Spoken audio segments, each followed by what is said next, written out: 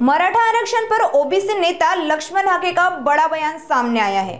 Media से बात करते हुए उन्होंने गंभीर आरोप लगाते हुए कहा, अगर जरांगे की मांगे मानी गई तो ओबीसी आरक्षण खत्म हो जाएगा। साथ ही उन्होंने यह भी कहा कि नेताओं ने मनोज जरांगे के लिए लाल कालीन बिछा दिया है, जबकि ओबीसी को नजरअंदाज किया जा रहा है। बघा, या महाराष्ट्रामध्ये झुंडशाही जोमात आहे आणि लोकशाही कोमात आहे।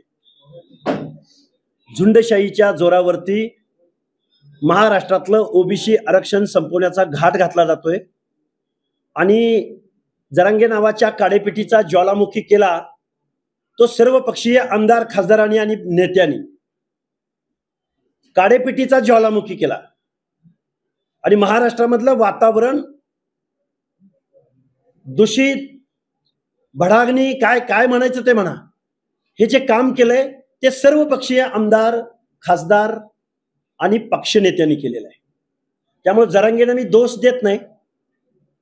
महाराष्ट्रामध्ये एकनाथराव शिंदे साहेब आणि देवेंद्र फडणवीस साहेब, शिंदे साहेब मुख्यमंत्री होते तेव्हा आणि देवेंद्र फडणवीस साहेब उपमुख्यमंत्री होते तेव्हा आणि आता देवेंद्र फडणवीस मुख्यमंत्री आहेत तेव्हा ते कायम सांगतायत की 10% आम्ही एससीबीसीचं मराठा समाजाला आरक्षण दिलेलं आहे। मग एससीबीसीचं 10% आरक्षण दिलेलं असताना जरांगे पाटलाच्या काडेपिटीला ओबीसी मधूनच आरक्षण का पाहिजे?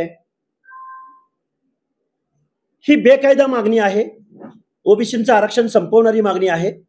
ऑलरेडी 58-59 लाख बोगस कुणबींच्या नोंदीद्वारे महाराष्ट्रातलं ओबीसीचं आरक्षण संपलेलं आहे आणि त्याला जबाबदार आहेत ते महाराष्ट्रातले बहुतांश आमदार आणि खासदार आणि वेगवेगळ्या पक्षाचे नेते। जरांगे हुकुमशाह आहेत का?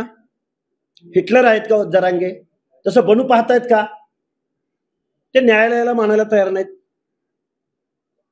ते मुख्यमंत्री किंवा शासन प्रशासनाला मानायला तयार नाहीत। खरं तर जरांगेंचं मी तुम्हाला नेहमी म्हणतोय की हा आरक्षणाचा लढा नाहीये, हा मराठा बांधवांच्या शिक्षण नोकऱ्याची कळवळ जी दाखवली जाते मीडियाद्वारे, हे तसं नाहीये। जरांगेंनी मुंबईकडे निघतानाच स्क्रिप्ट फोडली, हा राजकीय अजेंडा असल्याची। हा राजकीय अजेंडा कसा? तर ते म्हणाले की मी हे सरकार उलथवून लावणार आहे। देवेंद्र फडणवीसांचं सरकार उलथवून लावण्यासाठी आम्ही आजपर्यंत म्हणायचो की विरोधी पक्ष त्यामध्ये सामील असेल, पण आता मी जबाबदारीने सांगतो की सरकार उलथवण्यासाठी जसे विरोधी पक्षाचे आमदार खासदार त्यामध्ये सामील आहेत, तसंच अजितदादा पवारांचे आमदार खासदार त्यामध्ये सामील आहेत। हे मी जबाबदारीने सांगतोय, मी माझ्या पदरचं काही सांगणार नाही, मला पॉलिटिकल बोलायचंही नाही। पण जरांगे नावाच्या या चेहऱ्या आडून या महाराष्ट्रामधले आमदार खासदार सरकार अस्वस्थ करायचा प्रयत्न करतायत, सरकार बदलण्याचा प्रयत्न करतायत आणि आरक्षण हा विषय नाहीये। माझ्या मराठा बांधवांना तरुणांना माझी हात जोडून कळकळीची विनंती आहे, जरांगेंची ही जर मागणी मान्य झाली तर महाराष्ट्रातल्या ओबीसीचं आरक्षण संपलेलं असेल।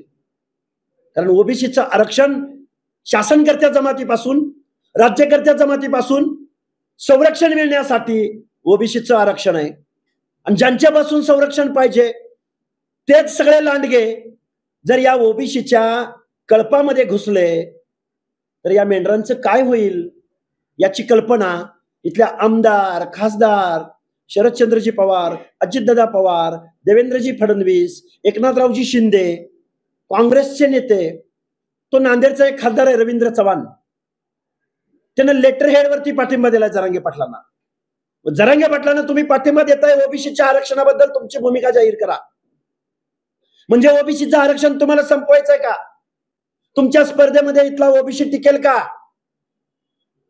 हे सगळे प्रश्न आहेत। बेकायदा मागणी, बेकायदा आंदोलन। मुख्यमंत्री महोदयांना आमची विनंती आहे, कायद्यासमोर सगळे समान। लक्ष्मण हाके गेवराईत गेला, कुठल्याही प्रतिबंधाचा अध्यादेश नसताना, तर लक्ष्मण हाकेला नोटीस FIR आणि जरांगेंना मात्र रेड कार्पेट। खऱ्या अर्थानं गुन्हे दाखल होताना सुद्धा सामाजिक दुजाभाव या महाराष्ट्रात होतोय।